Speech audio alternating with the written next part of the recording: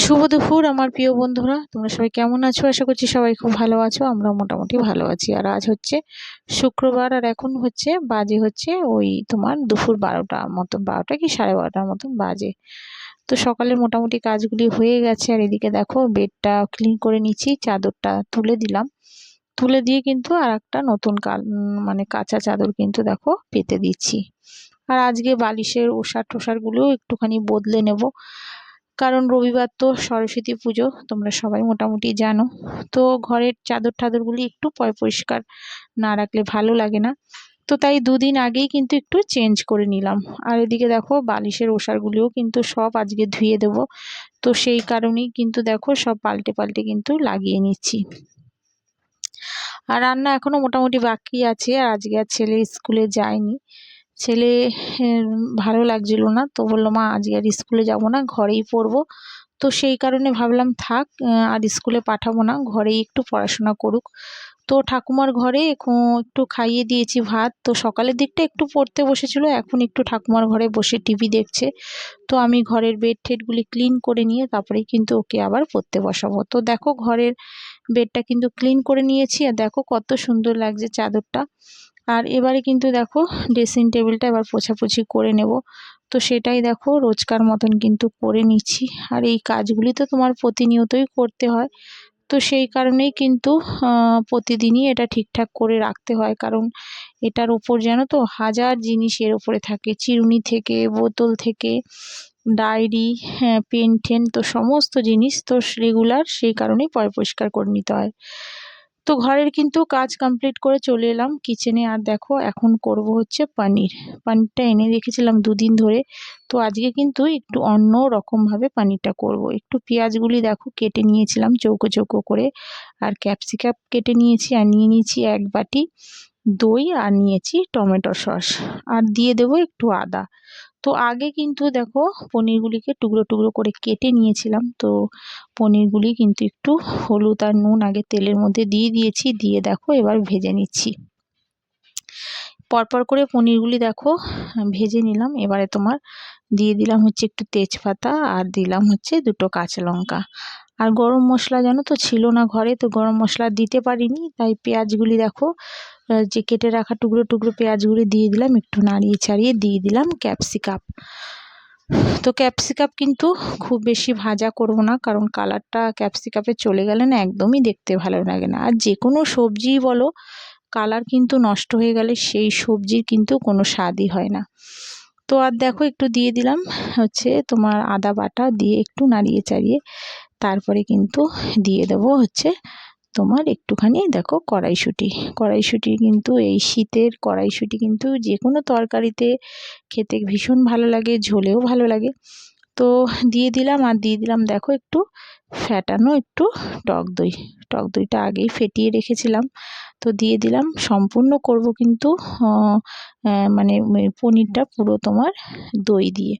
তো হালকা সামান্য একটু জল দিয়েছিলাম, দিয়ে দেখো ভালো করে একটু নাড়িয়ে চাড়িয়ে তারপরে কিন্তু পনিরগুলি দিয়ে দিলাম। আর লাস্টে দিলাম একটুখানি তোমার সস, টমেটো সস যদি না দিই না তা ভালোই লাগে না পনির খেতে।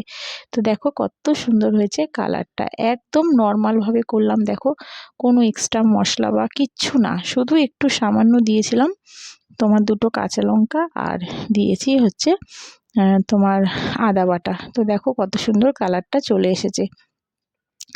তো ওটা রেখে দিলাম করে পনিরটা। রাতের দিকটা একটু ছেলেরা একটু খেতে পারবে, মানে রাত বলতে সন্ধ্যার দিকটা, কারণ সন্ধ্যার দিকে যদি এইসব করতে বসি না তো পড়াশোনাটা একদমই নষ্ট করবে ছেলে। তো সেই কারণেই যখনই কিছু সন্ধ্যাবেলা একটু কিছু ভাবি করব, তো সেটা আগে থেকেই জানো তো একটু দুপুরের দিকে করে রাখি। আর লুচি পরোটা করলে সেটা গরম গরম ভেজে ওদের দিয়ে দিই, কারণ সময়টা দেখো আমাকে নিজেকেই বার করতে হবে, যাতে আমি ছেলেকে একটু বিকেলের দিকে অনেকটা সময় নিয়ে ওকে পড়াতে পারি। তো সময়টা যদি নিজেরা না বের করে নিতে পারি তাহলে কিন্তু কোনোদিনও সময় বেরাবে না। তো সময়কে আমাদেরকেই বের করে নিতে হয়, কোন সময় কোন জিনিসটা আমাদের করতে হবে সেটা কিন্তু আগে থেকে মাথায় রেখেই কিন্তু কাজগুলি করে নিই। আর এদিকে ভেজে ফেললাম একটু পেঁয়াজকলি, আর পেঁয়াজকলি না সরি মানে পেঁয়াজ পাতা, আর একটুখানি আলু আর পেঁয়াজ পাতা একসঙ্গে তোমার শাশুড়ি ঝিরিঝিরি করে কেটে দিয়েছিল। তো সেটা একটু ভেজে নিলাম কালো জিরে আর শুকনো লঙ্কা ভাজা করে একটুখানি। আর এখন দেখো করে নিচ্ছি হচ্ছে ডিমের অমলেট। আজকে করব হচ্ছে একটু ডিমের অমলেটের ঝোল। আর শাশুড়ি কিন্তু তার আগেই করে রেখেছিল, একটু বজুরি ট্যাংরা এনেছিল তোমাদের দাদাভাই বাজার থেকে। তো সেটা শাশুড়ি আলু দিয়ে ঝাল করে নিয়েছিল, তো সেটা তোমাদের পরে দেখাবো। আগে দেখো ডিমের ঝোলটা এবার আমি করে নেব। তো একটা একটা করে দেখো ডিম কিন্তু ভেজে নিচ্ছি আর একটু টুকরো টুকরো করে নিলাম, যাতে খেতে দেওয়ার সময় একটু দিতে সুবিধা হয়। তো এরকম করেই কিন্তু ডিম দেখো এখানে 6খানা ডিম ছিল, তো দুটো করে এরকম করেই কিন্তু পরপর করে ভেজে নিয়েছিলাম। তো আর এবার আলুগুলিও দেখো ভেজে নিচ্ছি। আর হাতের সামনে ছিল না তোমার চামচ, তো হাতের একটুখানি হাত দিয়ে কিন্তু দিয়ে দিলাম হলুদটা, আর একটু নাড়িয়ে চাড়িয়ে দেখো দিয়ে দিলাম জিরে আর তেজপাতা। আর যেমন একটু ডিমের অমলেটের ঝোলে যেমন দিই একটু পেঁয়াজ রসুন আদা, আর এদিকে যে লঙ্কা শুকনো লঙ্কার গুঁড়ো আর তোমার একটু হলুদ আর জিরের গুঁড়ো, সামান্য একটু নুন দিয়ে দেখো ভালো করে একটু নাড়িয়ে চাড়িয়ে একদম কষিয়ে নিচ্ছি। আর খুব বেশি করব না, কারণ তোমার মাছ তো রয়েছে, তো সেই কারণে অল্পই করেছি ডিমের ঝোলটা, খুব বেশি করিনি। তো দেখো একদম তোমার পুরো দেখো তেল মানে ছেড়ে গেছে, এবার দিয়ে দিলাম জল। আর দেখো খুব বেশি কিন্তু তোমার রাখিনি, মানে ঝোল রাখিনি, সামান্য রেখেছিলাম। তো এরকম করেই করে নেব ডিমের অমলেটের ঝোলটা। আর কী রান্না করলাম সেটা দেখেই নাও। আর এতক্ষণে যেসব বন্ধুরা আমার ব্লগটা দেখছো, তো প্লিজ তোমরা যারা এখন আমার চ্যানেলে সাবস্ক্রাইব করোনি, তো একটা সাবস্ক্রাইব করে আমার পাশে থেকো। যারা করে রেখেছো তাদের অসংখ্য ধন্যবাদ, অনেক অনেক ভালোবাসা। আর দেখো এই হচ্ছে সেই বজুরি ট্যাংরা, শাশুড়ি করেছে, কত সুন্দর দেখো কালারটা এসছে। এই বজুরি ট্যাংরা খেতে কিন্তু আমার ভীষণ ভালো লাগে।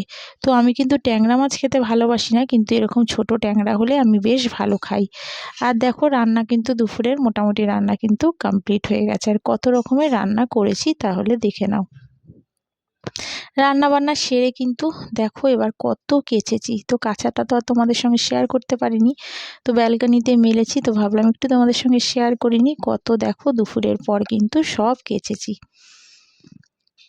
কাঁচা ঠাচা করার পরে একটু খাওয়া দাওয়া করে শুয়েছিলাম। তারপরে সন্ধ্যার দিকটা দেখো করতে বসে গেলাম লুচি। পনিরটা তো আগে থেকে দুপুরে করেই রেখেছি, তো তাড়াতাড়ি তোমার এখন 7টার মতন বাজে, তো ভাবলাম আগে তাড়াতাড়ি লুচি কটা করে নিই, ছেলেদের খেতে দিয়ে দেবো, খেতে ঠেতে দিয়ে তারপরে ছোট ছেলেকে বসাবো পড়াতে। তো দেখো এবার কিন্তু পরপর করে লুচিগুলি ভেজে নিচ্ছি। আর এটা কিন্তু সম্পূর্ণ আটার লুচি, কোনো ময়দা টয়দা কিচ্ছু দিইনি, তাও দেখো লুচিগুলি কত সুন্দর বন্ধুরা দেখো ফুলেছে। আমি যে আটাটা মেখে অনেকক্ষণ রেখে দিয়েছি বা কিছু তা কিন্তু নয়, একদম একটু যেমন ময়দার মধ্যে একটু ময়ম দিই, মানে হচ্ছে ধরো একটু চিনি আর তোমার তেল দিই, সেরকমও কিন্তু এই আটার মধ্যেও দিয়েছিলাম। আর দেখো কত বড় বড় লুচিগুলি আর কত সুন্দর করে ফুলছে। তো এরকমভাবে করলে দেখবে তোমাদেরও কিন্তু এরকম লুচি ফুলবে, বেশ ভালো লাগে আটার লুচি। অনেকেই হয়তো খেতে ভালো লাগে না আটার লুচি, সত্যি বলতে আমার বড় ছেলে আগে খেতেই চাইতো না, তো এখন কিন্তু ও খেয়ে নেয়, কারণ জানে এখন আমি একদমই ময়দাটা ঘরে আনিই না, বেশি খুব কম, ময়দাটা পুরোপুরি বন্ধ করে দিয়েছি আনা। তো লুচিগুলি দেখো এবার পরপর করে ছেলেদের খেতে দিয়ে দিচ্ছি, দুই ছেলেরই খিদে পেয়ে গেছে। তো লুচিগুলি দিয়ে দিলাম, আর প্লেটটা হয়ে গেছে জানো তো, ছোট বড় প্লেটগুলি দেবো বলে আর ছোট প্লেটে দিয়ে দিয়েছি। তো কি করবো, আর সাইডে দেখো দিয়ে দিলাম তোমার একটু করে পনির আর লুচি। তো সন্ধ্যার টিফিনটা মোটামুটি ওরা এই দিয়েই খেয়েছে, আর আমিও একটু খেয়েছিলাম রাতের দিকটা। আর শাশুড়ি একটু শুধু লুচি খেয়েছে, শাশুড়ি পনির ভালোবাসে না। তো চলো বন্ধুরা আজকের মতো কিন্তু ব্লগটা এখানেই শেষ করলাম। তোমরা সবাই ভালো থেকো, সুস্থ থাকো, আবার দেখা হচ্ছে আগামীকাল একটি নতুন ব্লগের সাথে। তাহলে চলো ছেলেদের কিন্তু খেতে দিয়ে দিই। তো আজকের মতন সবাইকে টাটা।